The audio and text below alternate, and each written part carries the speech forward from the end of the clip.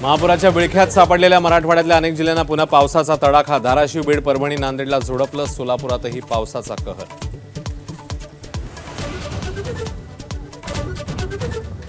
सोलापुरात पुराच्या फटक्यामुळे लोकांना पुन्हा पुनर्वसन कॅम्पमध्ये आणण्याची वेळ।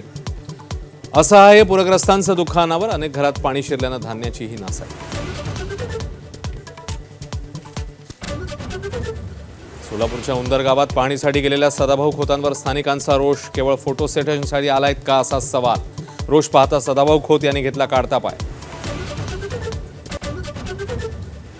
कोरोनाची उणीधुणी काढायची असतील तर मी चर्चा करायला तयार। उद्धव ठाकरेंचं फडणवीसांना आव्हान। अंगलट आल्यावर फडणवीस फाटे फोडतात, ठाकरेंची टीका। दुष्काळी भाग म्हणून ओळखला जाणाऱ्या साताऱ्याच्या माण तालुक्यात मुसळधार पाऊस। म्हसवड इथल्या माणगंगा नदीने पुराची पातळी ओलांडली। बाजारपेठेमध्ये शिरलं पाणी। ओबीसी आंदोलक लक्ष्मण हाकेंचा कारवर हल्ला। अहिल्यानगर जवळील आरंगाव परिसरात अज्ञातांनी काठ्यांनी हल्ला केल्याची माहिती। नांदूरला ओबीसी एल्गार सभेसाठी जात असतानाची घटना।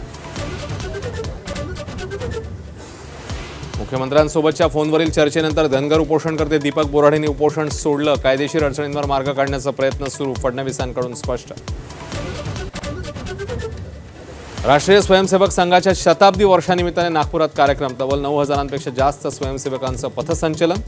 डॉक्टर हेडगेवारांच्या आठवणींना उजाळा। मुंबईमध्ये कबूतरखान्यांचा वाद पुन्हा एकदा भडकण्याची शक्यता। कोर्टाच्या निर्देशानुसार लोकवस्तीपासून 500 मीटर अंतरावर कबूतरखाने सुरू करण्याची तयारी।